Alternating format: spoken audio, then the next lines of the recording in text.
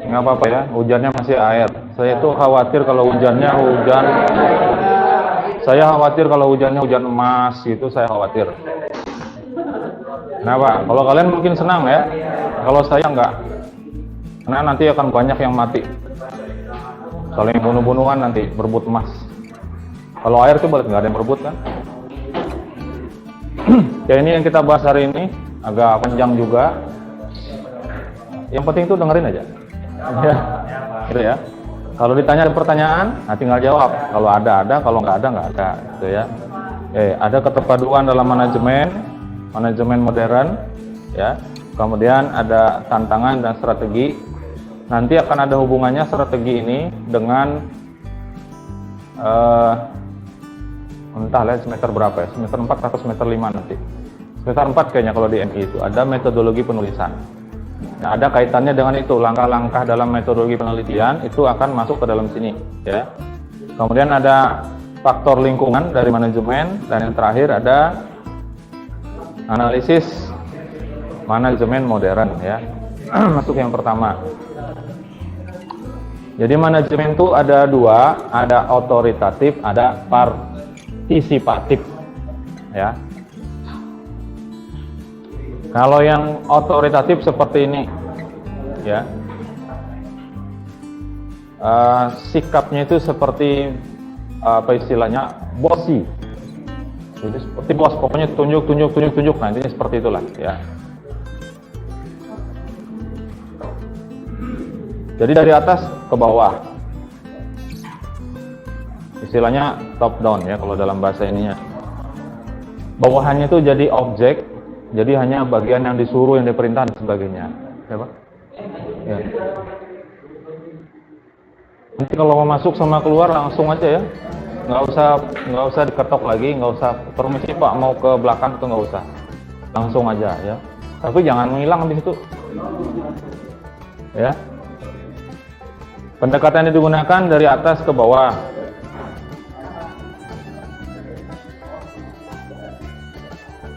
Kemudian cara berkomunikasinya hanya satu arah. Karena apa? Karena berkaitan dengan di bawahnya itu yang berlangsung adalah instruksi atau perintah. Jadi ini cenderung biasanya organisasi seperti ini di mana manajemennya? Pokoknya perintah. Yang bawah laksanakan terus apa? Di mana biasanya? Di mana? Hah? Perusahaan. Direktur merintahkan bawahnya gitu. Oke. Kaitan lagi dengan yang di bawah. Yang bawahan itu melaksanakan perintah bukan karena sebab ini seorang pimpinan dan sebagainya, bukan, tapi karena sebab takut. Biasanya di mana? Siap. Cuma itu, banyak lagi yang lain-lain. Ya. Ini manajemen dalam skala besar, artinya ada lembaganya dan sebagainya gitu ya. Ada juga yang manajemennya dalam lingkup kecil, misalnya yang sifatnya ad hoc. Ad hoc itu temporer, sementara. Misalnya kalian ada yang pernah ikut paski? Nah ya, berdasarkan pengalaman saya juga, pokoknya siap ya terus. Nah gitu ya, ini model-modelnya kayak gini ya. Bantah itu hukuman malah ditambah ya. Nah model-modelnya otoritatif ya, jadi otoriter. Kalau kita sebut cara seperti itu disebut cara otoriter ya. Nah itu kadang-kadang kurang berhasil kalau cara seperti itu. Kenapa? Harusnya, nanti kita masuk ke yang kedua jawabannya, harusnya bisa lebih banyak yang bisa dihasilkan seperti itu. Kenapa? Karena ada partisipasi dari bawahan. Kalau seperti ini kasih perintah terus ya, kalau tidak sesuai dengan perintah justru disalahkan. Sesuai ya itu aja hasilnya gitu. Bahkan kadang-kadang yang kita laksanakan itu tidak sesuai dengan apa yang diinginkan akhirnya ya. Tapi kalau dengan yang model kedua, ada partisipatif, ada keterlibatan dari bawahan ya. Ini secara global aja saya sampaikan ya. Di dalam manajemen partisipatif itu ada biasanya ada rapat, terus minta pendapat, ada diskusi di dalamnya ya. bawahan dan atasan itu, bawahan itu terutama adalah sama-sama dianggap sebagai subjek. Jadi orang yang ikut terlibat di dalam. Jadi kalau berhasil, dia tidak melupakan yang melaksanakan. Kalau yang otoriter, yang capek yang di bawah itu, yang dipuji nanti yang paling atas. Terus dia nggak peduli sama yang di bawah. Nah, itu berbeda ya. Jadi kalau dia sudah partisipatif, dia mengikut sertakan yang bawahan. Tetap diikut sertakan. Kalau kemarin ikut sampai dengan akhir penutupan OMB, terakhir ditutup oleh ketua ya. Di sana beliau menyampaikan terima kasih. Masih ingat nggak kepada siapa aja terima kasihnya? Kepada panitia, kepada siapa? Peserta. Panitia itu ada dua, ada panitia dosen dan karyawan dari akademik ya, ada panitia dari mahasiswa. Tetap disebut. Nah, itu salah satu. Karena apa? Karena mereka berpartisipasi. Kakak tingkat itu berpartisipasi. Bahkan saya sampaikan waktu di hari keberapa saya jadi pembina penutupan itu? Kedua ya. Hari kedua. Kalau kalian capek, panitia kakak tingkat itu lebih capek lagi. Kenapa? Datangnya duluan. Kalian suruh datang jam berapa? Setengah 7 atau jam 6. Mereka sebelum itu sudah datang. Kalian pulang, mereka masih ada di sini. Bahkan itu sampai jam 8 malam. Sebenarnya ya. Jadi tidak ada alasan sebetulnya untuk mengeluh gitu. Wah, ini jamnya begini. Nah, yang saya tekankan kemarin adalah kesesuaian waktu. Kenapa? Karena semakin lama pulangnya semakin lambat. Ya, kasihan. Ada yang harus dibawa besok. Nyarinya ini waktunya mepet dan sebagainya ya. Belum lagi harus nyuci pakaian. Ya, itu juga dicuci kemarin. Setiap hari dicuci. Boleh jadi ada yang makainya itu setengah kering. Apa kalau bahasa Baal? Ya, boleh jadi ada yang pakai baju Baal. Ya, gitu ya. Gimana kalau misalnya lebih lambat lagi pulangnya? Mungkin basah, bukannya Baal gitu. Nah, gitu ya. Jadi, nah kemudian tujuannya juga bisa lebih luas. Kenapa? Karena ada keterlibatan dari bawahan, menyampaikan usul gimana kalau begini, akhirnya yang bisa dicakup lebih luas. Tapi kalau perintah-perintah aja sudah. Ya. Kalau jalan lurus ke sana sudah gitu aja. Kalau misalnya ada halangan di depan, karena perintahnya lurus saja, ya stop dulu. Ya, nunggu hilang halangannya. Nah, tapi kalau dengan ada pendapat kita sedikit ke kanan bisa ke kiri gitu, sehingga bisa lebih cepat sampainya, tujuan juga lebih banyak dan bisa lebih cepat sebetulnya mencapai tujuan. Ringkasnya seperti itu ya. Nah, ini kerjasama dan hubungan kerja. Manusia adalah makhluk dinamis. Apa maksudnya dinamis? Dinamis apa? Lawan katanya dinamis apa? Nggak tahu, Pak. Nggak tahu. Kalau pernah mendengar ya kata-kata dinamika, nah, apa? Dinamika apa? Oh ya, dinamika kehidupan. Oke, dia dinamika itu apa? Dinamis, hah? Apa? Keseimbangan, dinamis. Nah, yang ini kata dinamisnya dulu. Manusia sebagai makhluk yang dinamis. Lawan katanya adalah statis. Nanti ada tuh.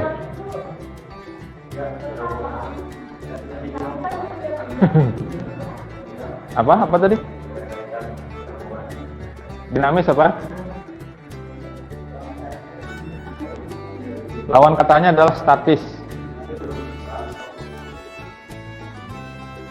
Nanti masuk itu di pemrograman. Ada kalau pemrograman web ya, itu ada pemrograman web statis, ada pemrograman web dinamis namanya. Kalau nggak salah semester 2 tuh ada web. Ya, mulai. Ada statis, ada dinamis. Statis itu tetap, ya kan? Hidupnya statisnya, tetap gitu-gitu aja maksudnya. Kalau dinamis, terus apa? Naik turun. Oke lah. Naik turun. Dinamis itu berubah. berubah-ubah. Manusia itu makhluk dinamis. Kenapa? Bisa berubah-ubah. Kandaknya bisa berubah-ubah. Ya. Sama kawannya, yuk kita makan di mana? Sudah sampai depan warung, depan rumah makannya berubah lagi. Nggak jadi di situ, yang lain aja. Ujung-ujungnya apa? Bulik yang pertama tadi. Ya. Nah, selalu berkembang. Artinya sesuai dengan kemajuan juga. Oh ini contoh aja lah kayak kalian. Saya yakin HP kalian tuh lebih canggih daripada punya saya. Ya, ngaku aja ya. Ya Pak, memang Pak, HP saya lebih canggih Pak gitu ya. Ya, kenapa? Karena ngikuti perkembangan. Nah, kalau saya enggak. Kalau saya yang saya andalkan fungsinya. Nah, gitu ya. HP saya ini saya pakai buat apa dulu? Pakainya cuma buat WA, telepon, SMS, masih SMS ya. Itu aja yang dipakai. Cukup lah punya saya sudah, nggak usah saya upgrade. Gitu. Nah, kalau minggu yang lalu kita ngomong masalah rokok, sekarang kalian ini punya HP canggih itu dipakai buat apa? Kalau hanya buat stalking Instagram, Facebook, lihat status orang di WA-nya dan sebagainya, nggak usah canggih-canggih.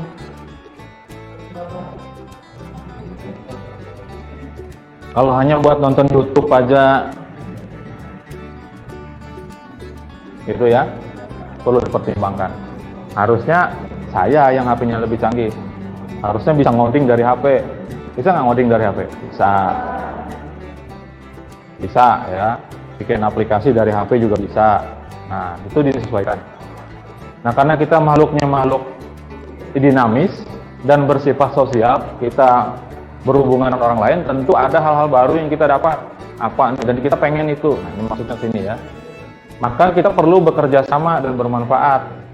Ya, sama-sama memberikan manfaat. Yang pertama, ya, dari kerjasama itu akan membangun kesamaan bahasa. Maksudnya bahasa itu bukan supaya bahasanya ketika ngomong itu sama, nggak mesti ya.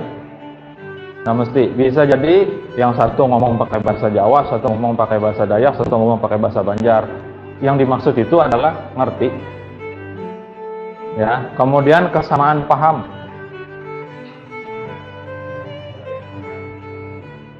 Cuma kita kadang-kadang kalah ya. Kita lagi ngomong pakai bahasa Dayak misalnya. Tiba-tiba ada orang ngajak atau ada orang ikut dalam komunikasi bukan orang Dayak. Kita ganti bahasa. Nah, ini salah. Kalau saya perhatikan ya. Saya perhatikan. Anak-anak kecil di kampung-kampung diajarin bahasa Indonesia malahan. Ya. Harusnya bahasa daerah tuh. Kalau bisa bareng dua-duanya bagus. Ya, supaya nggak hilang. Nanti lama-lama hilang. Terus membangun sama kepengertian yang sama. Jadi kalau misalnya satu tujuan ini sama, pemahamannya itu sama, caranya itu juga sama. Ya, jangan sampai ya susah nanti komunikasinya kalau seperti itu ya. Kalau misalnya tidak ada kesamaan paham, tidak saling pengertian dalam sebuah organisasi susah. Ya, jadi membangun kesepakatan, konsensus building, ya, membangun kesepakatan. Kemudian membina koordinasi, integritas dan sinkronisasi. Integritas apa? Sering kita dengar tuh ada fakta integritas. Integritasnya dipertanyakan. Wah, apa tuh maksudnya? Kalau koordinasi sudah tahu. Ya. Kalau ada sesuatu dikomunikasikan dan sebagainya, ditanyakan, kalau memang tidak jelas, koordinasi namanya. Kalau sinkronisasi, balik ke yang pertama, disamakan, persepsinya, sinkron. Kalau integritas,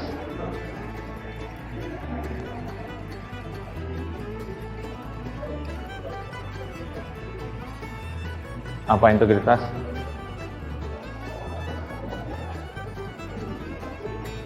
Cari nanti ya. Kemudian yang ketiga, manfaat kerjasama, menyatukan arah dan langkah serta tindakan, supaya jangan ada yang ngambil kebijakan sendiri di luar dari keputusan yang sudah dibuat oleh manajemen atau organisasi. Ini kacau jadinya kalau misalnya bergerak sendiri, ya. Kalau sudah bergerak sendiri, nanti justru bisa jadi, ya, pergerakan sendiri itu yang bikin hambatan dalam mencapai tujuan organisasi. Jadi kalau misalnya kerja kelompok ya, dalam sebuah manajemen kecil ya, kalau sudah kasih tugas ini kerjakan, laksanakan. Jangan terlalu banyak melakukan improvisasi. Misalnya pada saat presentasi ngomongnya kesana kemari, akhirnya pas ditanya, padahal itu tidak dibahas di dalam presentasi, itu nggak dibahas tapi diomongkan, lalu itu yang jadi pertanyaan. Jangan juga. Tapi itu contoh dari sisi kecil ya. Nah kalau seperti ini disatukan, kita nanti ngomongnya yang ini, yang kita bahas itu bagian yang ini aja, jangan terlalu lebar misalnya. Sama dengan tujuan dari sebuah manajemen, ini fokus kita. Kalau bisa yang lain-lain yang kecil-kecil ini dapat juga, syukur. Tapi kalau tidak bisa, minimal yang jadi fokus yang ini, kayak gitu. Nunggu tanda tanya ya. Nah, belum masuk. Nah, hubungan kerja dalam struktur organisasi itu ada 3 ya. Ada secara hubungan kerja dan komunikasi, sama ya. Secara vertikal, secara organisasi itu ada atasannya, ada bawahan. Itu vertikal namanya ya. Ada di level-level manajemen kemarin, ada top, middle, dan yang bawahnya pelaksana. Kemudian ada level horizontal. Kerjasamanya, hubungan kerjanya secara horizontal itu yang sama levelnya. Misal, kalau kita di sini ada ketua, itu udah paling atas. Kemudian di bawahnya itu ada wakil ketua 1, wakil ketua 2. Nah, mereka ini punya hubungan. Dan hubungannya itu baik-baik aja. Nggak ada masalah mereka ini. Ya, gitu ya. Nah, secara horizontal. Lalu ada lagi hubungan kerjanya secara diagonal. Yang dari atas ke bawah tadi vertikal ya. Kemudian yang wakil 1 ini punya lagi bawahannya ada 2. Ada 2 bawahannya ya. Pertama bagian administrasi umum dan akademik. Satunya lagi prodi. Prodi ini pecah lagi. Di kita ada 3. Nah, hubungan diagonal maksudnya adalah dari atas bisa langsung sampai ke prodi, bisa sampai ke bawah ke staf bisa. Dia tidak lurus ke bawah gitu tapi ke samping. Diagonal. Kemudian bisa juga hubungan kerjanya antar prodi. Kalau antar prodi tadi horizontal, tapi dia ke bawahnya. Misalnya Kaprodi koordinasi sama sekretaris prodi yang lain, itu ke bawah. Tapi menyilang. Itu model-model seperti itu hubungan kerja ya. Pernah lihat ini ya, struktur organisasi ya? Setelah ini kita lihat ya. Hubungan kerja timbal balik yang baik, artinya antar semua ini, jadi horizontal baik, vertikalnya baik, diagonalnya baik, itu memungkinkan. Jadi tidak pasti gitu ya, memungkinkan, bahkan lebih cenderung mungkinnya daripada tidak, akan menghasilkan dan memelihara keterpaduan manajemen.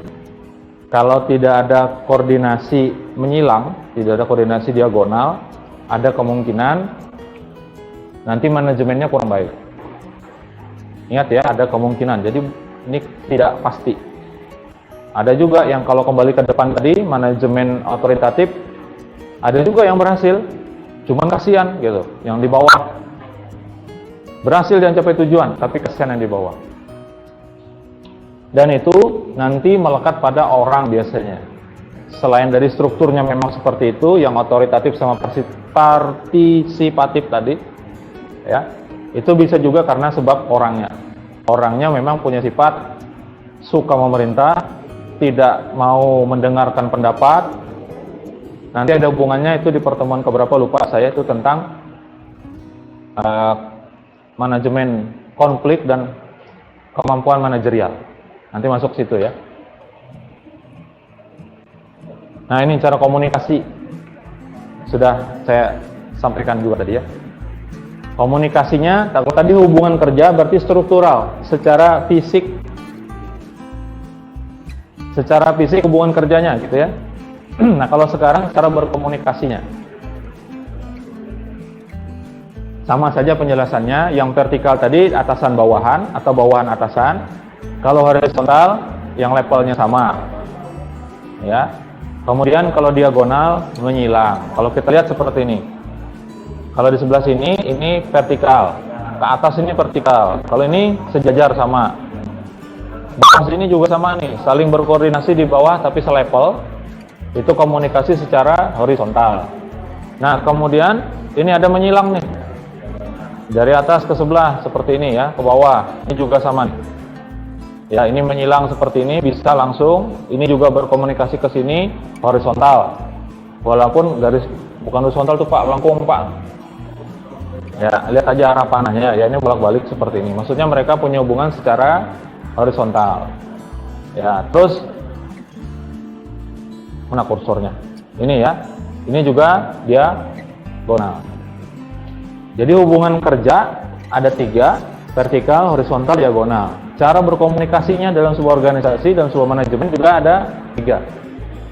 Secara vertikal, horizontal, dan diagonal.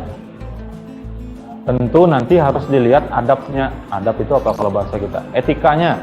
Misal ya dari bawah sini, katakanlah ini staf ya. Tidak etis sebetulnya kalau dia langsung ke atas sini, atau dari atas sini langsung kasih perintah ke bawah sini. Sebenarnya tidak pas. Kenapa? Karena dia punya atasan sendiri, atasan langsung namanya kalau seperti ini. Kita posisi dari bawah sini misalnya ya. Nah, atasan langsung kita yang langsung di atas kita strukturnya, itu atasan langsung namanya. Nah, kalau yang sudah sejajar dengan atasan kita, namanya atasan tidak langsung. Nah, sebenarnya tidak etis kalau yang di sini langsung ngasih perintah nyilang ke sebelah. Nah, gitu ya. Tapi kalau untuk sekedar koordinasi, misalnya minta tolong hal-hal yang sepele, tidak masalah. Gitu ya. Tapi kalau misalnya pekerjaan yang ada di bagian sini diperintahkan ke bagian yang sebelah sini, nggak boleh sebenarnya. Sebenarnya nggak boleh. Terus caranya gimana? Caranya harus melalui atasan langsung kita, minta tolong. Sambil ngomong aja lah, gitu ya, bahasa komunikasinya. Anulah, nanti stafmu saya minta tolong inilah, gitu misalnya. Oke aja katanya, ya sudah. Nanti kalau jadi pimpinan di salah satu unit, kalau dikatakan pimpinan tuh nggak mesti harus top level ya. Misalnya jadi kasubag kalau di pemerintahan misalnya ya. Jadi kabak, itu adalah pimpinan di level masing-masing. Kalau kasubag di pemerintahan itu eselonnya eselon 4. Kalau kabak eselon 3. Ada lagi kepala badan, kepala dinas eselon 2 ya. Eselon 1 sekda provinsi.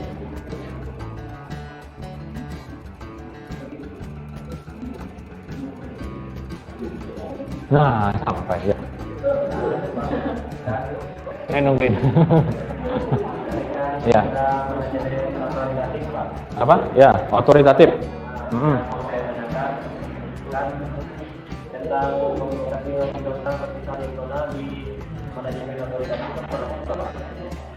Ya, apakah berlaku komunikasi? Ini komunikasinya ya. Kalau hubungan kerjanya tadi, kalau otoritatif, sepertinya kita lihat itu vertikal ya. Nah, ini ditanyakan adalah apakah komunikasi vertikal, horizontal, dan diagonal itu berlaku di otoritatif, manajemen otoritatif. Sebenarnya semuanya itu ada. Hanya saja masalahnya di sistemnya dan orangnya ya. Sudah dia tuh ngeset sudah gitu. Nggak boleh, pokoknya harus lewat sana, harus lewat sana. Sesuai prosedur misalnya gitu ya. Proseduralnya gitu, kalau otoritatif ya seperti itu. Jadi bisa kita katakan sebetulnya kalau kita ngikut dari otoritas, kata-kata otoritatifnya nggak ada. Yang ada hanya vertikal aja. Kalau dia memang otoriter ya, ke bawah gitu. Itu di level dari atas ke bawahnya. Tapi kalau dia levelnya sama, ada. Misalnya katakanlah di lembaga keamanan ya, dia pasti punya tuh. Kalau yang lagi ramai kasusnya kan ada Sampo ya. Nah, Sampo. Nah, itu kan punya level-level. Dia selevel sama dia, pasti ada komunikasi. Horizontalnya itu pasti ada. Cuma kalau dia ke bawah sudah, yang dimaksud ini dalam satu unitnya.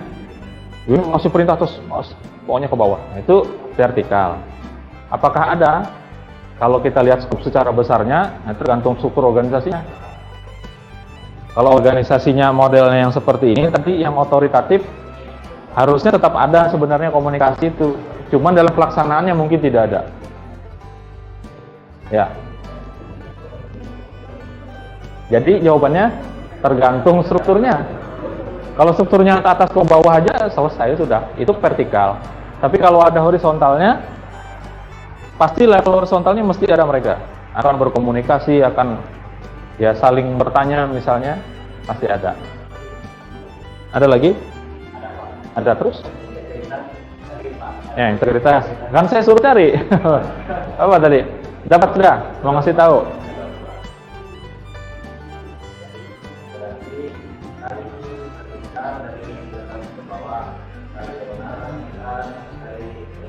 Ya. Yang mendatar, horizontal. Levelnya sama gitu loh ya. Jadi lihat strukturnya ya, jangan sampai terjadi misalnya karena di sini tidak ada, misalnya nih ya, yang ini tidak ada. Ini yang saya tunjuk ini ya, tidak ada. Lalu yang 3 ini dinaikkan ke sini, lalu posisinya itu dianggap sebagai selevel. Lihat dulu mereka ini posisi sebagai apa. Kalau seperti di sini ada kasubag, ada kabag, ada wakil 1, ada ketua. Nah, yang paling bawah namanya staf.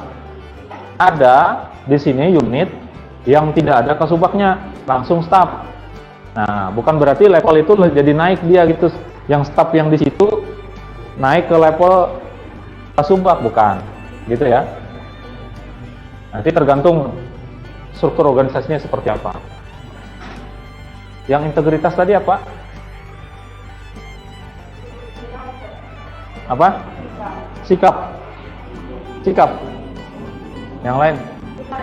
Nilai. Apa? Kejujuran. Apa lagi?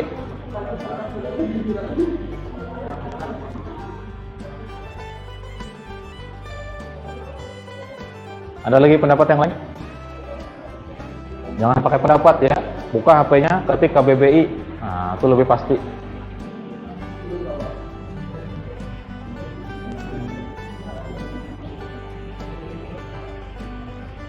Karena integritas di bahasa Indonesia, di manajemen itu berbeda dengan di sistem keamanan. Ada namanya data integrity. Integritas data yang dimaksud di situ bukan kesetiaan misalnya gitu, bukan. Integritas apa? Kalau KBBI? Ada yang nyari? Sifat? Sifat aja. Mutu. Mutu sifat. Terus yang lainnya? Ya.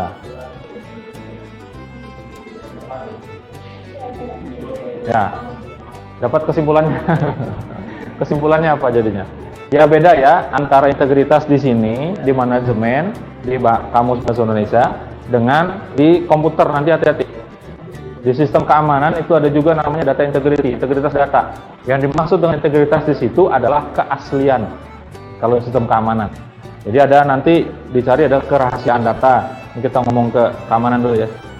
Ada kerahasiaan data, ada integritas data, kemudian ada ketersediaan. Yang ketersediaan itu availability. Ya, kemudian kalau yang kerahasiaan itu confidentiality. Lalu ada data integrity. Nah, data integrity di situ bukan sifat, mutu, kesatuan gitu bukan, tapi keaslian. Keaslian data. Nah, kalau integritas yang dimaksud itu, saya contohkan ya, nanti simpulkan. Orang punya integritas itu begini petunjuk atau arahan dari organisasi dia laksanakan. Ya. Kemudian dia berusaha untuk mencapai tujuan organisasi seperti apa. Bukan malah membuat sesuatu dengan tujuan yang berbeda. Bisa dipahami? Sudah bisa menyimpulkan ya? Integritas. Terus yang kedua lagi, yang ketiga, tidak akan menjadi pengkhianat dia di situ. Namanya integritas. Paham maksudnya nih? Misal nih ada kebijakan seperti ini ya, dia bilang enggak, bukan kayak gitu, salah itu, nah sebagainya. Itu tidak punya integritas yang seperti itu. Kalau gitu secara sederhana aja bisa disimpulkan apa integritas?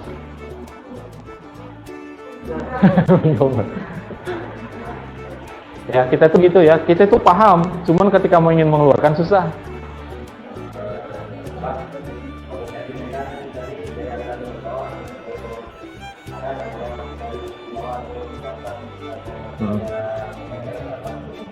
Ada, makanya disebut vertikal itu bolak-balik.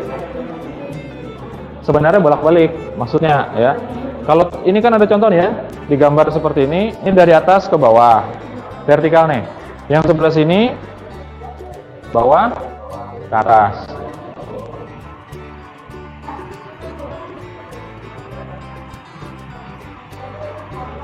Seperti ini ya. Yang di sini. Nah, terus yang ini. Aduh. Ya gitulah, susah ya. Nah, terus yang ini juga panahnya dua, kanan kiri, artinya mereka saling berkomunikasi. Jadi atas ke bawah juga ada. Apakah ada dimintai pendapat? Ada. Sebenarnya begitu. Jadi itu tadi, kalau otoritatif siap pokoknya apa? Menjembur ke kali, siap. Kayak gitu ya. Ada lagi?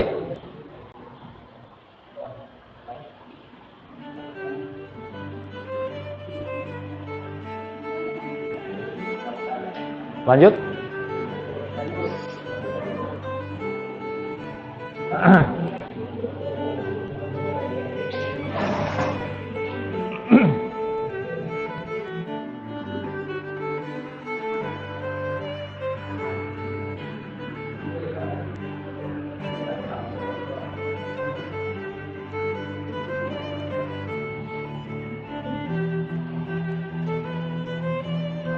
Ketiganya itu jangan dipahami berbeda sama sekali ya.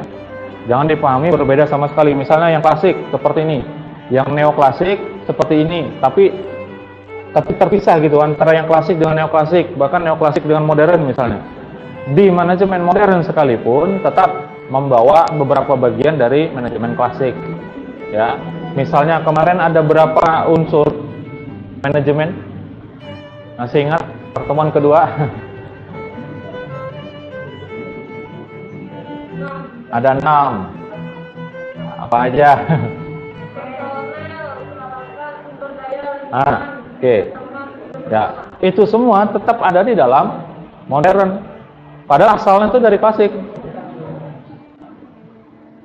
Ada yang 5, ada yang 6 tuh ya. Semuanya ada 6 itu. Ada yang money, ada mesin, ya. Itu dari klasik juga. Itu tetap digunakan di modern, hanya ada beberapa pembaharuan. Nah, seperti itulah ya. Jadi kalau di klasik, saya ngambil yang inti-intinya aja, mengutamakan efektivitas waktu, kemudian mengutamakan hasil, anggaran, dan lain-lain yang dapat terukur, dapat dikira-kira. Ya, itu klasik, intinya seperti itulah. Kemudian ada lagi neoklasik, agak baru dikit lah, ada pembaharuan dikit dari klasik. Nah, sudah mulai mengutamakan aspek hubungan antar manusia dengan organisasi. Jadi kalau sebelumnya bawahan itu kurang begitu diperhatikan lah, intinya seperti itu. Ini pekerja semuanya ini, ya seperti itulah ya. Nah, ini sudah mulai, yang neoklasik itu sudah mulai dia memanusiakan manusia, bahasanya gitu. Kemudian masuk ke yang modern, sudah fokusnya itu pada pertumbuhan kegiatan usaha dan produktivitas untuk mencapai organisasi. Nah, orientasinya pada perhitungan yang sudah bersifat ilmiah. Ini yang nanti masuk ke analisis. Ya. Jadi kalau yang manajemen modern itu sudah pakai hitung-hitungan dia. Kalau saya melaksanakan ini, misalnya nih,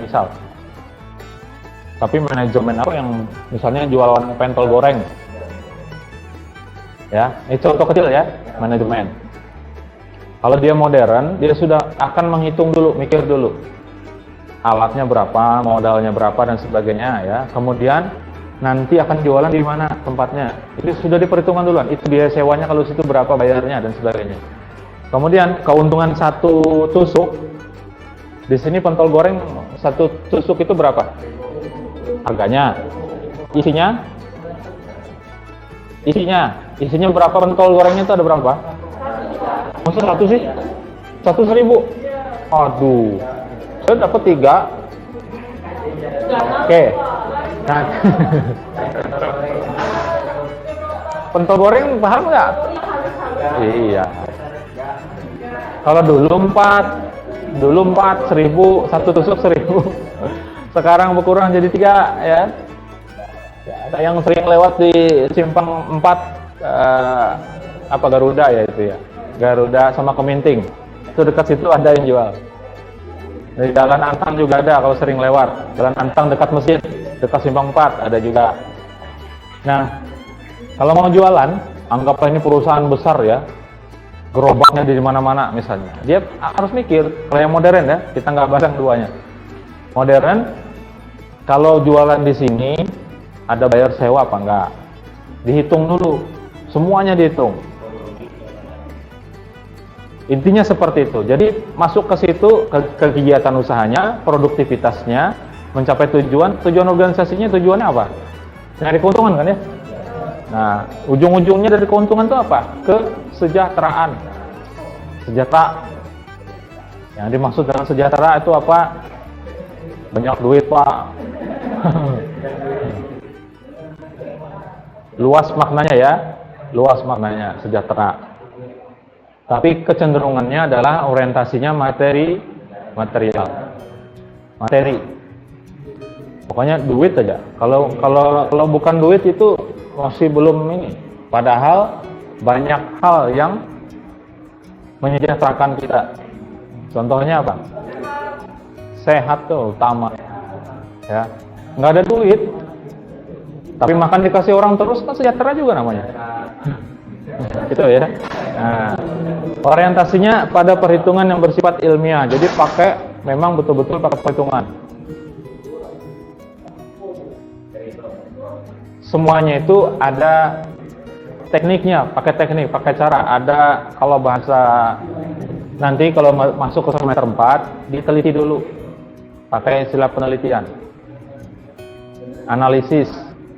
Jadi memang betul-betul diperhitungkan. Kalau perusahaan-perusahaan besar ya bahkan bukan masalah dagangannya nih. Masalah bikin logonya saja itu ada perhitungannya. Pernah memperhatikan ya perusahaan makanan atau warung makan atau tempat makan, kecenderungan warnanya warna apa? Tuh. Merah, kuning, hijau.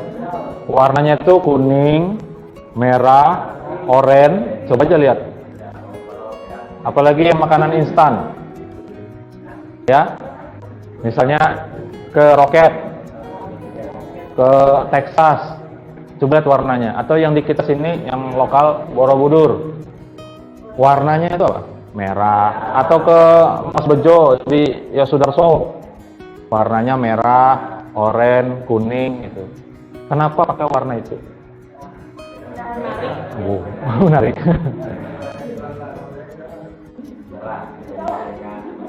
Kalau dari sisi menariknya harusnya berbeda sama sekali dari orang kebiasaan. Misalnya kampus, kan udah biasa, warnanya biru.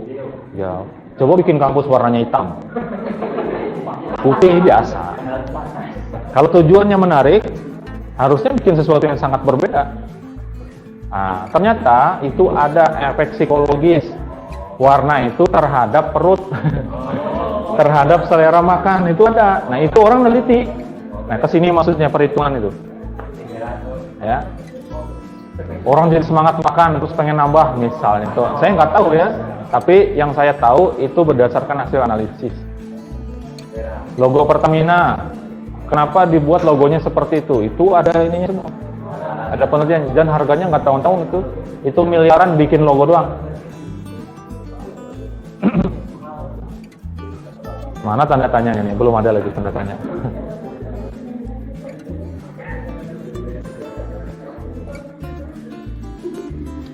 Udah hampir jam 3 aja ini. Waktu tengah. Waktu tengah. Ini waktu barat kan? Paham ya? Kalau ini hampir jam 4 malahan di Papua.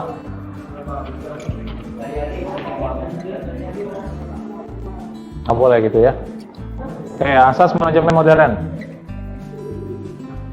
Dua konsep asalnya ya, dibangun asas dua konsep atau dua teori. Yaitu ada teori perilaku organisasi, nanti ada kita bahas tersendiri. kemudian ada berdasarkan manajemen sains. Ya, ini kuantitatif, hitungan tadi. Kuantitatif itu hitungan. Kalau kualitatif nanti masuk juga ke metodologi penelitian, ada metodologi penelitian kualitatif, ada kuantitatif. Kalau kualitatif itu sifatnya naratif, deskriptif, penjelasan. Kalau kuantitatif hitung-hitungan, ada kuesioner, angkanya berapa dihitung dan sebagainya. Gitu ya. Nah, kalau yang perilaku organisasi itu fokusnya pada perilaku di tingkatan individu, antar kelompok sosial, antar kelompok sosial. Antara kelompok-kelompok sosial dan antar kelompok sosial. Saya kira mudah jadi paham itu, ya. Kemudian yang teori manajemen sains itu intinya adalah pada perhitungan dan analisis. Nanti sampai kepada rekomendasi. Setelah ini ada pembahasannya. Jadi dia memang berdasarkan sains itu apa sih? Pengetahuan ya, ilmu pengetahuan.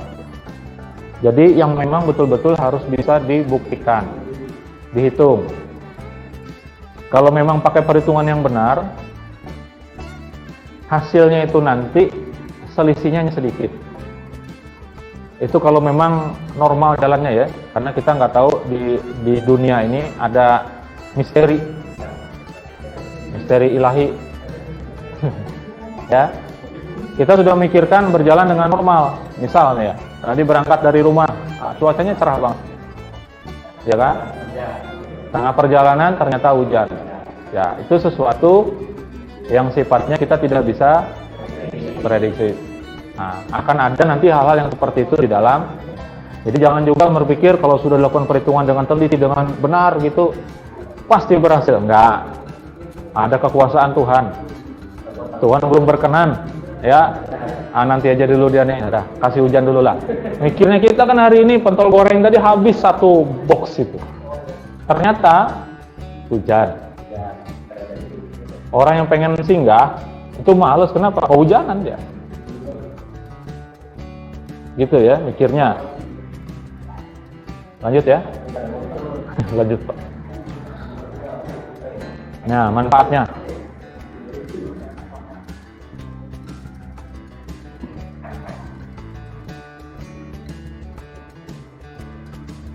Akan ada efisiensi dan efektivitas dalam organisasi, dalam manajemen ya. Kemudian produktivitasnya lebih maksimal, potensi dari karyawan itu lebih bisa dimanfaatkan. Kenapa? Karena dengan perhitungan, misalnya gini ya. Ini ada sebuah unit ini berarti ada di atasnya lagi gitu ya. Sebuah unit kecil ini. Pimpinannya mikir dan berhitung dia. Kayaknya ini lebih banyak memerlukan karyawan. Ya udah, ini taruh di sebelah sana. Karyawan di sini kurangi, taruh ke sebelah sana. Nah, ini masuk dalam kategori seperti ini. Mengefisiensikan, mengefektifkan sehingga produktivitas lebih bisa dicapai. Ya. Contoh kayak hari ini nih, parkir sampai mana nih? Parkir belakang sana penuh. Belakang sini penuh. Ya. Kira-kira kalau ngitung berdasarkan jumlah personel keamanannya, cukup atau tidak 2 orang? Nah, cukup. 1 di belakang sana buat ngatur 1 aja. Yang di depan sana kosong. 1-nya di belakang sini kan 2 kan?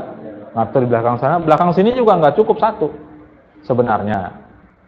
Nah, itu bisa dilakukan mutasi, dipindahkan, dialihkan. Nah, seperti itu. Jadi lebih produktif. Jangan sampai terjadi di unit lain lebih banyak santainya, yang di sana kewalahan. Nah, kalau manajernya paham, pindahin sana. Kalau yang di sini harusnya cukup 2 orang, ternyata ada 4 orang, 2 orangnya pindahin sana. Nah, seperti itu. Kenapa? Rugi juga dia kalau nggak dipindahin. Kenapa? Bayarin orang santai-santai aja.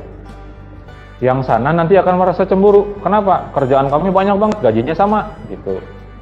Nah, yang seperti itu akan terpikirkan di dalam manajemen modern. Kenapa? Karena di neoklasik saja sudah berorientasi kepada hubungan manusia dan organisasi. Apalagi di modern. Bayangkan aja, kalau modern itu tidak memperhatikan itu, buruhnya demo, keluar semuanya, bangkrut perusahaan. Tutup.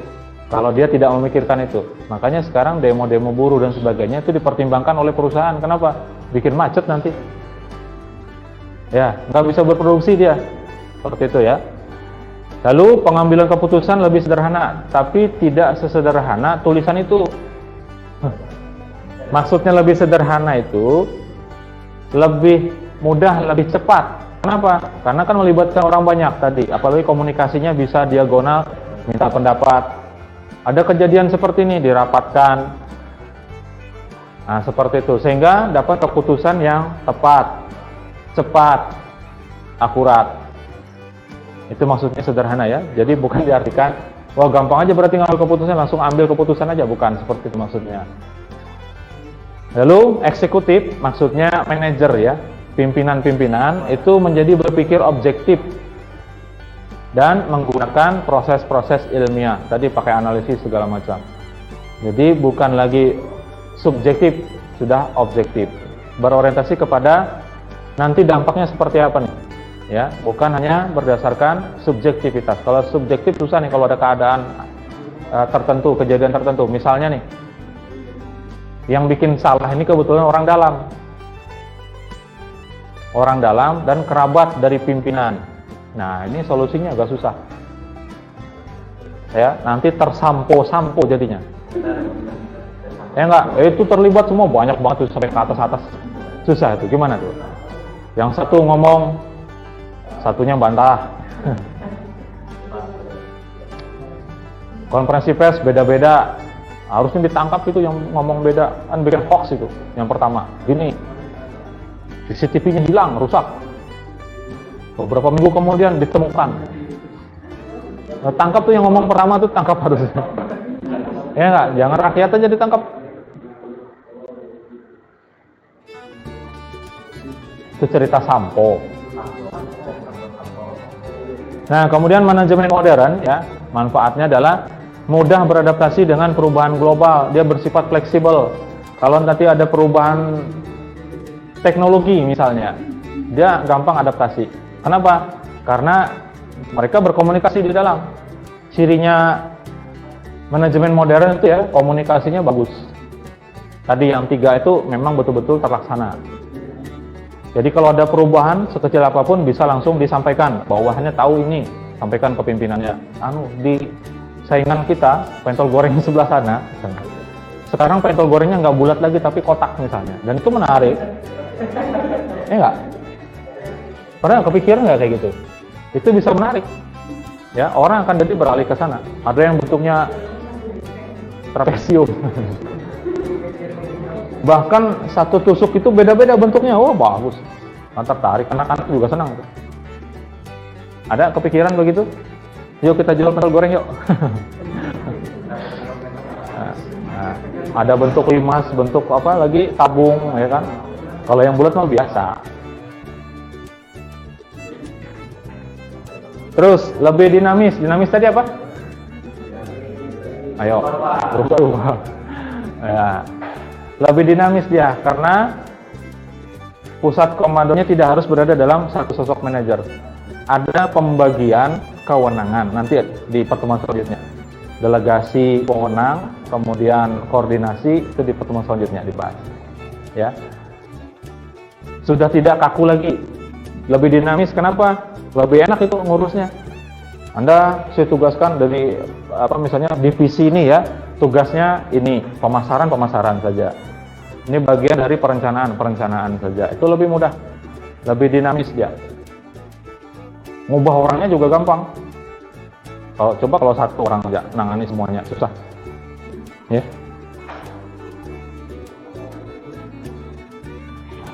Ya intinya seperti inilah ya. Jadi manajemen modern itu bukan organisasi tertutup, dia sifatnya terbuka. Tadi ada apa? Sebutan lainnya manajemen demokratik, manajemen terbuka.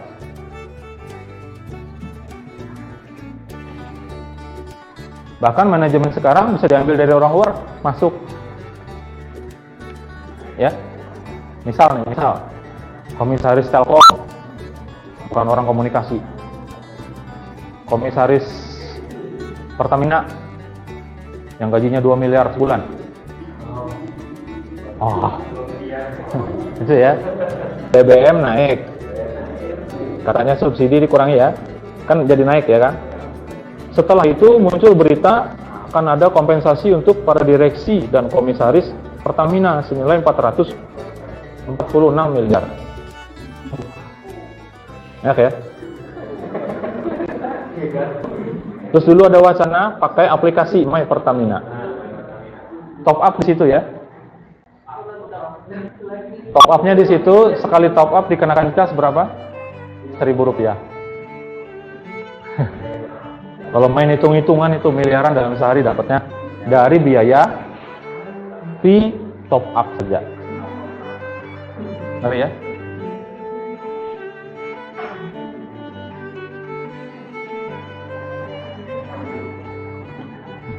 Manajemen modern juga harus menyesuaikan diri dengan lingkungannya supaya bisa bertahan hidup. Kalau nggak ngikuti perkembangan, perusahaan kalau nggak ngikuti perkembangan tutup.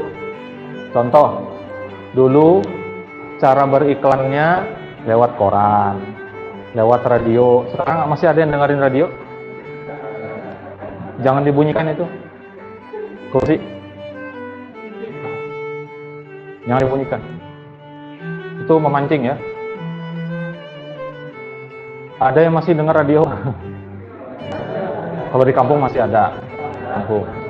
Cuman kalau kita ngiklan, pasarnya, target marketnya itu orang kota, yang dengar orang kampung kira-kira ada yang beli. Ada mungkin, tapi 1-2 aja. Kenapa? Jadi tidak luas. Sekarang beralih. Iklannya bisa lewat media sosial. Lewat YouTube bisa, iklan terus malahan. Ya. Apalagi kalau sudah nontonnya di TV Android, nggak bisa di skip. Skipnya itu kalau sudah 5 detik aja. Kalau di komputer, di browser masih bisa. Install aja aplikasi blokir iklan, selesai. Iklan nggak muncul.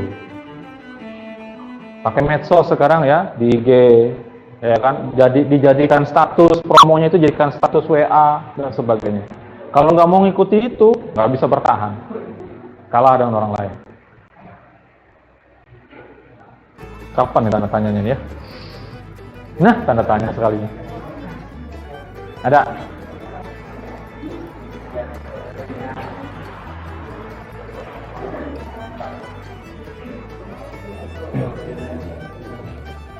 Masa tanda tanya di foto juga?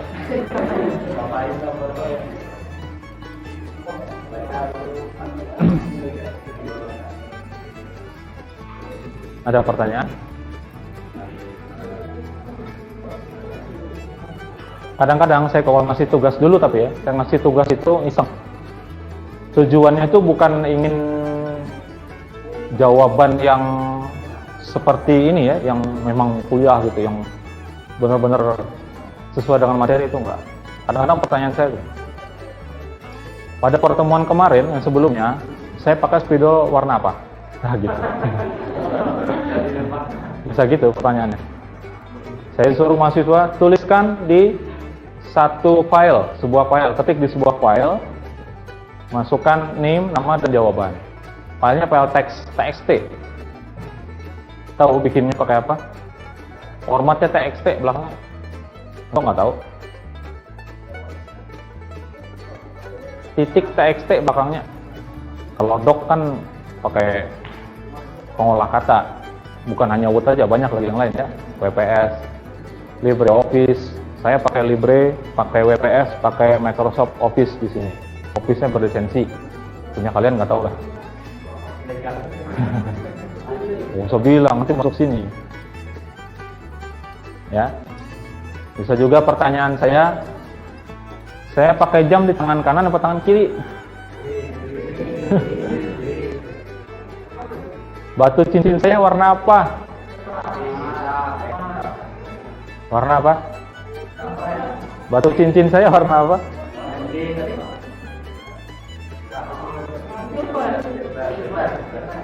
Batunya. Nanti siap-siap aja ya kalau dapat seperti itu ya. Itu iseng aja, tapi memang saya nilai. Jadi misalnya kasih tugas 5, satu yang kayak begitu. Ya. Dan itu dihitung. Anehnya, mahasiswa itu banyak yang nggak ngerjakan yang kayak gitu. Aneh. Padahal saya hitung, 5 tugas ya bagi 5 tugasnya nanti. Rata-ratanya kan bagi 5. Ada juga tugas, ya nggak tahu lah saya mau ngomong apa. Mau ngomong jelek kan direkam ya. Tugasnya kirimkan nama dan NIM aja. Kirim ke email saya. Ada aja yang nggak ngerjain. Itu kakak tingkat kalian itu. Ada yang seperti itu. Nanti kalau saya kasih seperti itu, kerjakan. Karena itu jadi pembagi nih, tugas. Ada pertanyaan? Bisa juga pertanyaannya ada berapa tanda tanya pada pertemuan. Sudah. Tantangan manajemen modern. Ini judulnya global ya, judulnya karena berkaitan dengan slide berikutnya ya. Jadi nggak ada hubungannya sama yang di bawah sebetulnya. Ya. Orientasi dari manajemen modern itu seperti itu. Mengutamakan berlakunya pendekatan dari bawah ke atas. Maksudnya apa? Tadi komunikasi dari bawah. Diajak ngobrol tuh bawahan. Dimintakan pendapatnya kayak gitu supaya ada hubungan kemanusiaannya seperti itu. Memanusiakan manusia tadi loh. Ada bottom up approach, pendekatan bawah ke atas. Kemudian asas keterpaduan, keterbukaan, partisipatif ya, top down sekaligus bottom up. Semuanya digabung, terbuka. Boleh, silakan kasih usul. Kalau kebijakan saya misalnya kurang tepat, silakan kasih masukan saya. Nah, seperti itu di dalam manajemen. Ada ya. Termasuk kita termasuk kita di sini kalau mau akreditasi mesti ditanya. Nyusun kurikulum, daftar mata kuliah itu dan silabusnya itu ada melibatkan orang luar atau tidak? Stakeholder namanya kalau orang luar. Ya, melibatkan bidu atau tidak? Bidu itu dunia industri, dunia usaha. Ketika nyusun kurikulum, nanti kita ada. Nanti ketika mau perubahan kurikulum diundang, kantor-kantor diundang. Kami mau bahas kurikulum nih, ada masukan atau tidak? Seperti itu. Keterbukaan. Salah satu keterbukaan juga, misalnya di pertemuan pertama kita kasih lihat nilai. Kalau mau nilai A nih, hitungannya seperti ini. Keterbukaan. Di perusahaan juga gitu. Sama ya, ada keterbukaan, laporan misalnya.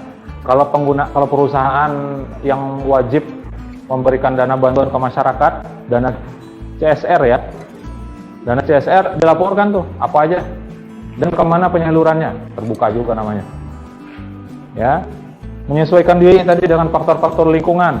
Apa? Kalau tidak mau menyesuaikan nanti tidak akan bisa bertahan manajemennya, perusahaannya ya. SDM-nya dijadikan sebagai faktor yang penting, si manusianya tadi itu loh dimanusiakan. Ya, kebayang perusahaan besar tiba-tiba karyawannya mundur semuanya, itu langsung mati itu perusahaan. Ya. Jadi, memandang manusia sebagai makhluk sosial, dinamis, punya kebutuhan yang senantiasa meningkat. Kalian sementara nih di semester 1, yang diinginkan ini, ketika masuk nanti, masih di semester 1, meningkat nanti. Wah, kayaknya laptop harus di-upgrade. Kenapa? Karena ketika menjalankan aplikasi berat banget. Sudah mulai tuh. Ya. Punya kebutuhan yang senantiasa meningkat. Ada orang laptopnya sudah canggih, wah kecanggihan laptop turunin aja lah. Ada. Itulah salah satu yang keanehan juga. Di mana-mana orang mengoleksi barang antik. Contohnya apa? Motor yang lama-lama, jadul-jadul itu dikoleksi. Terus mobil yang lama-lama. Tapi nggak ada orang mau ngoleksi komputer yang zaman bahari. Yang kelasnya Pentium 1 dikoleksi, Pentium 2 koleksi. Nggak ada. Kenapa? Bosan makanya, nunggu diklik 2 kali aja lama. Ya. Kalian aja sudah terbiasa pakai komputer yang cepat. Tiba-tiba ketemu di lab ya, pindah lab. Ada tuh labnya tuh yang udah lama, lab 1B. 1A. Ada masuk situ? Belum, nanti akan ada masuk. 2A. 2A tuh yang terlama itu adalah di 1A. Atasnya lagi naik sedikit. Lama juga berarti kan? Tapi nggak terlalu lama dibanding yang 1A, 2A. Terus yang agak baruan 1B. Lebih baru lagi 2B. Komputernya. Ketika kita mainnya di komputer di lab 2B, habis itu pindah langsung ke 1B, ke 1A. Rasanya itu rasanya itu mau di mana gitu. Sama dengan terbiasa pakai koneksi cepat, tiba-tiba dapatnya yang lelet, mau dibanting rasanya HP. Padahal yang salah bukan HP-nya, koneksinya. Ya, manusia tuh punya kebutuhan yang selalu meningkat, baik secara ekonomis, pasti ya, secara ekonomis, pengen banyak. Secara sosiologis juga sama, dia berkomunitas itu nggak mungkin tetap itu aja, pasti perlu berkembang, kenal sama orang dan sebagainya, ya. Dan psikologis,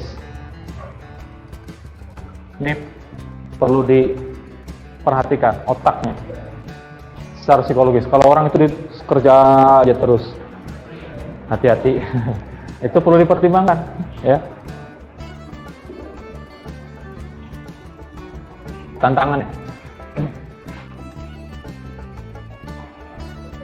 Yang jadi tantangan adalah dinamika organisasi, keadaan dalam sebuah organisasi. Karena dia sifatnya dinamis juga, bisa berubah-ubah. Nah, itu jadi tantangan. Ada karyawan bandel banget misalnya. Itu gimana nangannya? Kemudian, keterbatasan sumber daya, baik sumber daya manusia. Kalau kita lihat yang 6M itu, ada mesin, ada orang ya, money, apalagi material, market. Itu kalau dia terbatas, tujuan yang kita capai juga akhirnya jadi terbatas. Nah, itu tantangan, ya. Kemudian kekakuan dalam divisionalisasi dan spesialisasi. Contoh nih, harusnya kita ngikuti, saya nggak tahu nih peribahasa atau apa ya, the right man on the right place. Apa artinya? Lihat sini ya. Orang yang benar di tempat yang benar.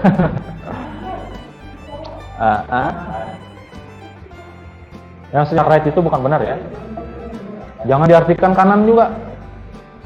Karena sama-sama tulisannya right man on the right place. Orang yang tepat pada posisi yang tepat.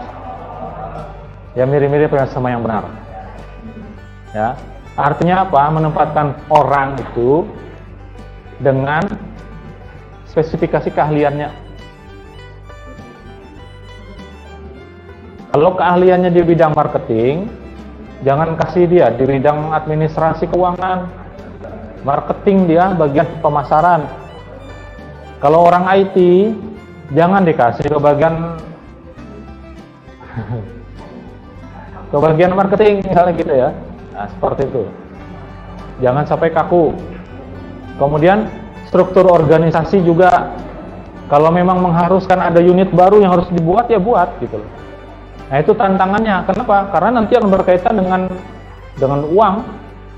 Kalau nambah divisi baru, nambah orang baru kan? Oke lah, nggak nambah orang baru. Orangnya diambil dari yang ada, dipindahkan aja. Tapi pimpinan divisinya, kepala divisi tentu gajinya beda. Nah, minimal ada itu yang menjadi tantangan ya dari sisi dana.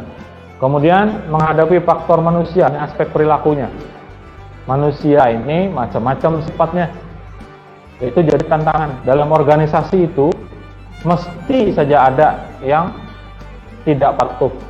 Mau sejauh-jauh di kampus ini juga ada orang-orangnya yang sudah dikasih tahu begini tetap aja ada, bandel banget. Kemudian salah satu tantangannya adalah keharusan mengembangkan kemampuan dan gairah kerja. Kemampuan ini berkaitan dan gairah kerja itu berkaitan dengan money. Kenapa? Kalau mengembangkan kemampuan, caranya gimana? Kalau mengembangkan kemampuan, di sekolahin, biaya, ya kan? Diikutkan pelatihan, diikutkan workshop, ya, diikutkan uji kompetensi, biaya. Gairah kerja sama, yang paling menggairahkan dari kerja itu apa? Naik gaji katanya, itu semangat itu. Awal bulan rajin, begitu udah akhir-akhir bukan nggak rajin tapi di tempat lain. Nah seperti itu ya, itu tantangan. Kemudian melakukan pengawasan melekat, built-in control. Memang harus diperhatikan, dilihat. Ada masing-masing orang itu berbeda, kelihatan aja dari gimmicknya kelihatan bahwa dia tidak senang dan sebagainya, itu kan kelihatan. Itu perlu juga diawasi. Kemudian keharusan merumuskan policy dalam implementasi. Policy itu kebijakan, dibikinkan kebijakannya yang mudah diterapkan, diimplementasikan. Dan ketika diimplementasikan harus sesuai pelaksanaannya dengan aturannya. Ya, biasa disebut dengan standar operasional prosedur, SOP. Ada lagi namanya IK. Nah, bukan nama orang nih, singkatan instruksi kerja. Jadi misalnya nih, kita masuk seperti ini. Instruksi kerjanya apa? Buka pintu. Misalnya hidupkan lampu, ya, hidupkan kipas angin. Kemudian kalau sudah selesai, matikan kipas angin, matikan lampu, tutup pintu. Itu instruksi kerja. Kemudian tantangannya juga ngambil keputusan, apalagi keputusannya yang sifatnya sangat krusial, sangat penting, berkaitan dengan kelangsungan hidup organisasi misalnya. Ya, ada persaingan yang sangat ketat yang mengharuskan kita tiba-tiba berubah. Yang awalnya biasa saja tanpa komputerisasi atau komputernya 1-2, sekarang harus lebih banyak. Itu pengorbanannya luar biasa. Ya, dari sisi dana, dari sisi nambah orang dan sebagainya, itu tantangan. Kemudian harus mengikuti kemajuan dan perkembangan ilmu pengetahuan, tadi sudah ya. Menghadapi pengaruh eksternal nih, lawan bisnis dan sebagainya, ya. Kemudian kita juga punya keterkaitan dengan organisasi lain. Organisasi kita punya keterkaitan dengan organisasi lain. Contohnya apa? Kampus ini punya ada organisasi lain, yayasan. Ada apa lagi? LL Dikti. Kenapa? Karena kalau kita melakukan sesuatu di luar aturan dari mereka, kita kena sanksi. Artinya apa? Organisasi lain itu juga memberikan pengaruh kepada organisasi kita, baik positif maupun negatif. Nah, strateginya masih banyak ini ya.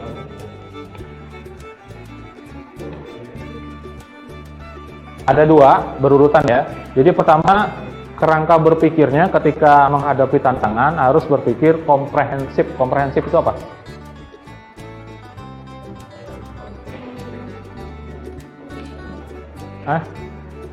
Apa? Komprehensif itu ada di sini, cuman keluarin maksud saya. Pernah dengar komprehensif ya? Pernah dengar kan? Komprehensif, pernah dengar? Dengar nggak? Komprehensif, dengar? Berarti pernah dengar. Baru Pak. Apa komprehensif?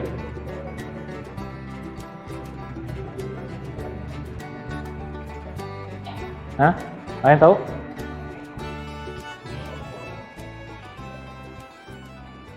Komprehensif itu lengkap, keseluruhan. Jadi berpikirnya jangan satu-satu, mikirnya harus lengkap. Mikirkan itu semuanya. Ya, nah di sana nanti ada strategi dan taktik bagaimana ya menyelesaikan dan menghadapi tantangan. Langkah-langkahnya mengikuti langkah-langkah ilmiah di sebelahnya. Jadi kerangka pikir yang tadi komprehensif dilaksanakan dioperasionalisasikan kerangka berpikirnya itu melalui apa? Melalui yang di bawah, langkah-langkah ilmiah. Diidentifikasi dulu, nah nanti akan diulang lagi ya. Identifikasi masalahnya dulu apa, kemudian tantangannya ya. Lalu dilakukan studi literatur. Kita tuh nyari referensi. Maksudnya, pengalaman seperti ini dulu sudah pernah dialami orang lain atau bukan? Belum. Cari referensinya. Nanti akan ketemu di situ solusi-solusi yang punya orang. Masalahnya mirip seperti ini, solusinya ada, ketemu. Lalu merumuskan dugaan masalah dan sekaligus hipotesisnya. Hipotesis itu kesimpulan sementara, kesimpulan awal. Nanti lebih jelas itu ada di semester 4. Metode penulisan ilmiah kalau nggak salah. Ya. Kemudian membuat instrumen pendukung, kalau perlu kuesioner dan sebagainya dibuat dulu untuk menyelesaikan masalah itu. Lalu dianalisis. Dapat dari hasil analisis biasanya muncullah alternatif pemecahan masalah. Solusi pertama ini, solusi kedua pakai ini, atau kita sebut apa? Plan A, plan B, plan C gitu loh. Ya. Lalu dari semua itu diajukan rekomendasi, diusulkan, diberikan saran berdasarkan hasil analisis. Sepertinya keputusan yang harus diambil adalah yang ini. Lanjut aja ya. Aduh.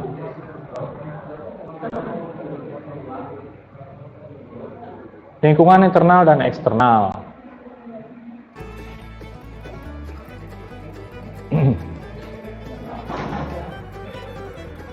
Yang eksternal dulu ya. Ada fisik,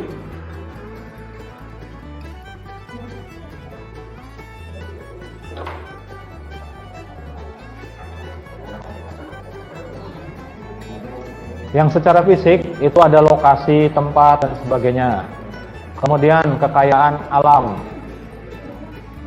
dan penduduk orangnya ya, penduduk itu masuk fisik.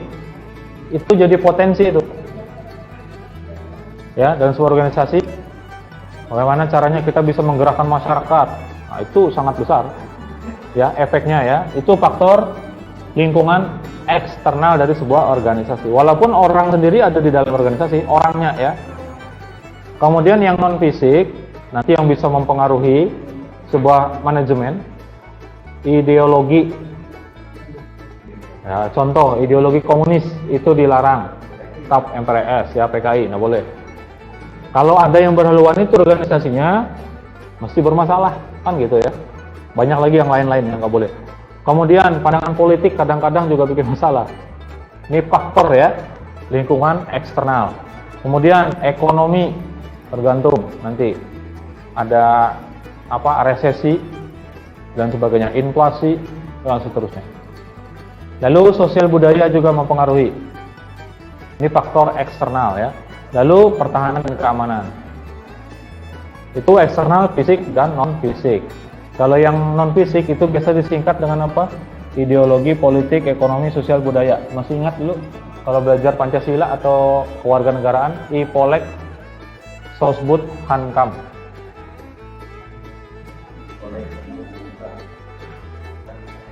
Kalau disingkat, ideologi, politik, ekonomi, sosial, budaya, pertahanan, keamanan. IPOLEK, Sosbud, Hankam, apa dengar? Bohong. Enggak. Maksudnya IPOLEK, Sosbud, Hankam tuh pernah dengar? Bohong kalau belum pernah. Barusan saya bilang kalian. Kan saya nggak ada bilang sebelumnya gitu kan, nggak ada. Hati-hati ya. Jadi kalau orang komputer harus jelas perintahnya. Kalau ngoding, sudah masuk ngoding belum? Algoritma. Bahasa apa yang pakai? C++. C++ itu kuncinya di akhir dari statement, akhir perintah ada tanda. Akhir perintah ada tanda titik koma.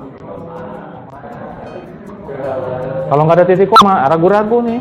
Makanya kayak tadi tuh. Saya nggak bilang sebelumnya kan. Sudah pernah dengar IPOLEK, Sosbud, Hankam? Sebelumnya mungkin belum gitu ya.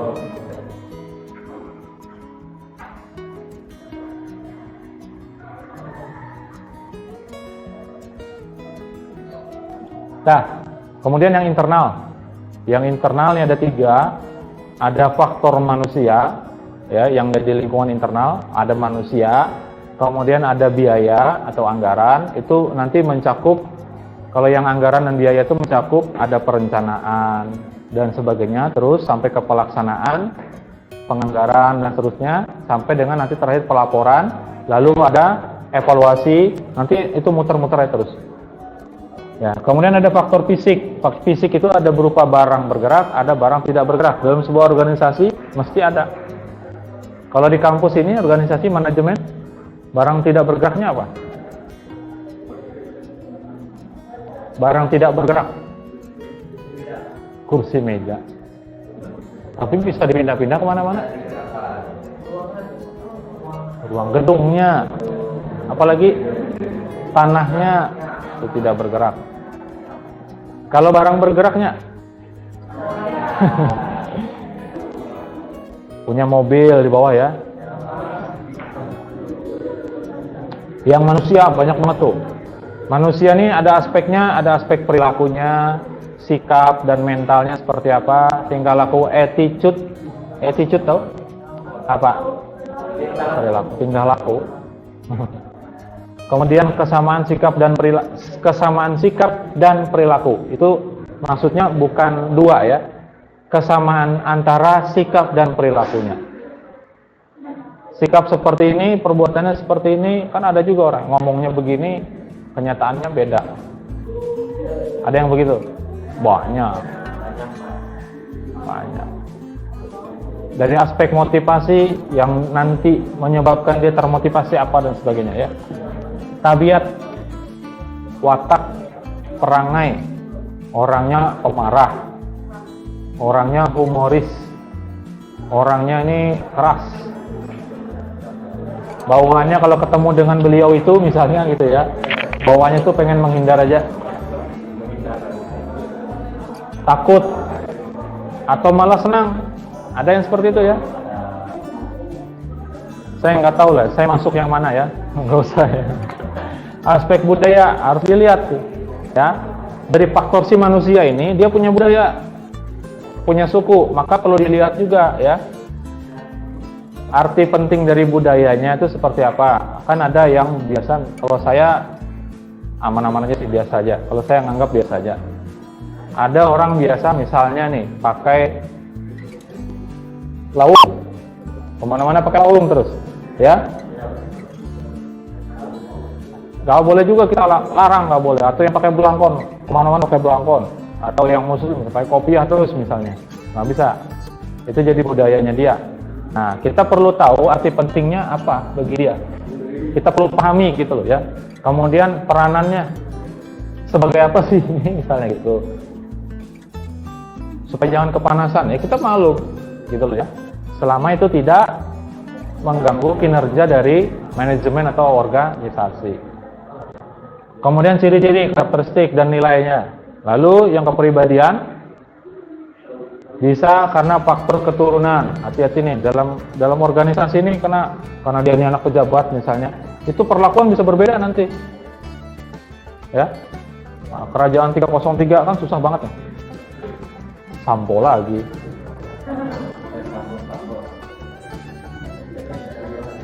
Ngeri ya, begitu kebongkar baru jadi online digerebek ya. Ada faktor pendidikan dari yang bersangkutan. Jadi kita lihat itu faktor manusia ini banyak banget ternyata ya. Menempatkan orang harus sesuai dengan bidangnya, sesuai dengan tingkat pendidikan, kemampuan, skillnya. Yang S2 misalnya ditaruh jadi cleaning service. Boleh, bisa terjadi nggak? Bisa. Dia kebetulan ngelamarnya cleaning service, bisa jadi. Tapi kalau kita tahu dia punya kemampuan, misalnya orang IT ternyata dia ini ngelamar cleaning service, ternyata kemampuannya ini bisa kita manfaatkan, pindahin gitu loh. Naikin, pindah posisinya gitu. Lingkungan juga berpengaruh, kemudian kedudukan, status sosial. Ya, itu berpengaruh juga terhadap lingkungan internal. Kenapa? Karena nanti ngambil sanksi hukum dan sebagainya susah itu. ini anak kawan misalnya, atau memang teman. Nah, susah. Ini yang sangat berjasa dulu dengan saya, misal gitu ya. Nih kembali lagi yang tadi. Jadi langkah-langkah dalam analisis kembali ke yang tadi, yang operasionalisasi kerangka pikir tadi apa? Mengidentifikasi tantangannya dan masalah. Lalu mencari referensi. Jangan langsung ambil keputusan, cari referensi dulu supaya nanti keputusan yang diambil tidak salah. Lalu menemukan dugaan sebab-sebabnya apa, kemudian kira-kira nanti ya, solusi sementaranya apa, itu hipotesis. Kesimpulan awal kita ini apa nih? Nanti setelah dianalisis bisa jadi berbeda. Oh iya, gitu. Kenapa? Karena akan muncul kebenarannya itu setelah dianalisis. Akhirnya nanti memunculkan rekomendasi. Kita mengusulkan ini.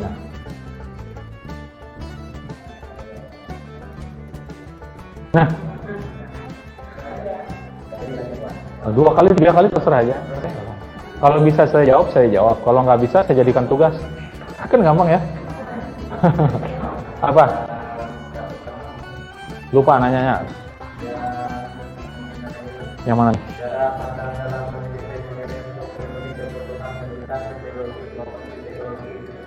Yang mana tadi ya?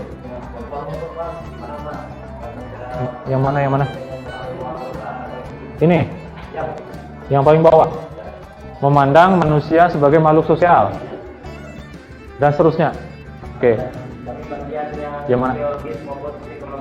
Ya, sosiologis dan psikologis. Kalau ekonomi sudah tahu ya. Ya, sudah tahu meningkat, kebutuhannya meningkat secara ekonomis itu pasti. Apalagi sekarang sudah pada naik. Ya kan? Pada naik semua tuh, BBM sudah naik.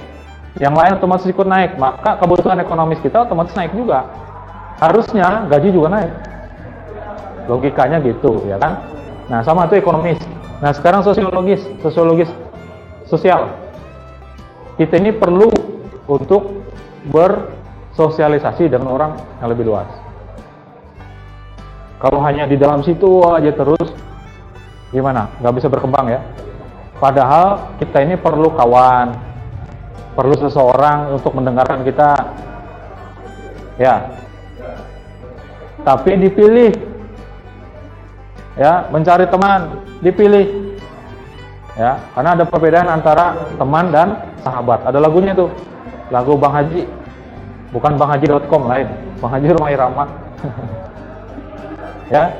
Ada sahabat, ada teman biasa. Itu maksudnya bersosialisasi. Orang ini butuh bersosialisasi. Termasuk diantaranya berkaitan dengan ekonomis itu sosiologis gitu ya.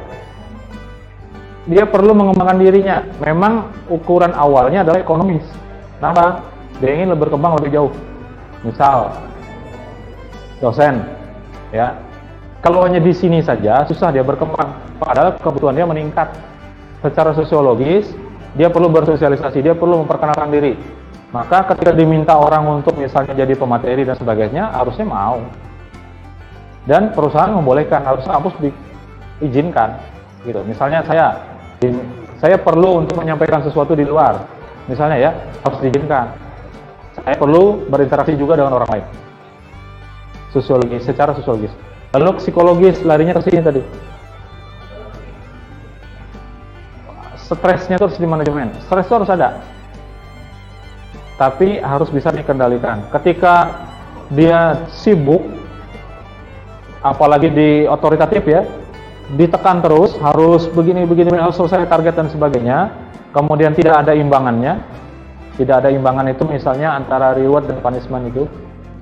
Tidak ada penghargaannya sama sekali, begitu sudah selesai, sudah aja. Hanya dapat terima kasih. Misalnya gitu ya. Itu secara psikologis nanti akan, itu sudah nempel tuh di dalam pikiran. Aduh, ketika melihat orangnya aja tuh sudah, secara psikologis tuh sudah down. Kenapa? Aduh, kayaknya dapat perintah lagi nih, misalnya gitu ya. Itu contohnya. Seperti itu. Ada lagi?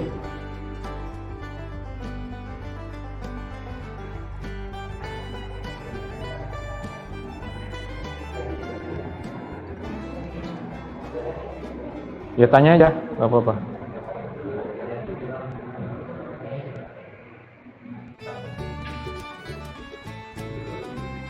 Nanti aja Pak nanyanya kalau saya sudah jadi manajer. Iya kalau jadi manajer. Maksudnya kenapa disampaikan di kelas ya di perkuliahan? Nanti ada mata kuliah namanya etika profesi ada lagi. Kaitannya sama ini juga. Karena kita berada di dalam organisasi. Nanti ada kepemimpinan, mata kuliahnya sendiri juga. Leadership ya, kepemimpinan. Nanti kita bahas sedikit. Ada termasuk manajemen konflik. Ada konflik di sebuah organisasi, ada yang diselesaikan, ada yang dibiarin. Kenapa? Ada yang sengaja gitu. Coba aja kalau nonton drama Korea, yang perusahaan kan biasanya tuh sugi-sugi terus. Ceritanya itu kan sugi-sugi. Waduh, berhubungan dengan perusahaan yang lain ini begini-begini. Punya kita, nanti bikin berita katanya gitu ya. Bapak nonton juga lah, iya dulu. Tobat sudah saya. Dulu nonton, gitu kan? Wah, ini nanti akan muncul berita ini akan mempengaruhi saham dan sebagainya. Itu kadang-kadang memang sengaja dibuat. Dia bikin sendiri. Ada yang pengen popularitas, pamor, pengen naik. Artis kita juga ada gitu ya. Dibikin-bikin aja sendiri. Supaya apa? Supaya disorot media, akhirnya terkenal lagi, akhirnya dipanggil.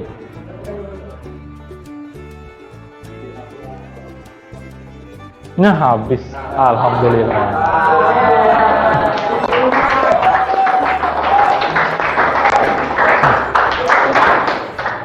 Ada pertanyaan? Nggak ada ya? Nggak ada. Ya kalau gitu saya cukupkan pertemuan kali ini. Mohon maaf ya kalau ada kesalahan dan kekurangan. Kemudian kalau ada lagi pertanyaan-pertanyaan lain mungkin ditanyakan, boleh tanyakan di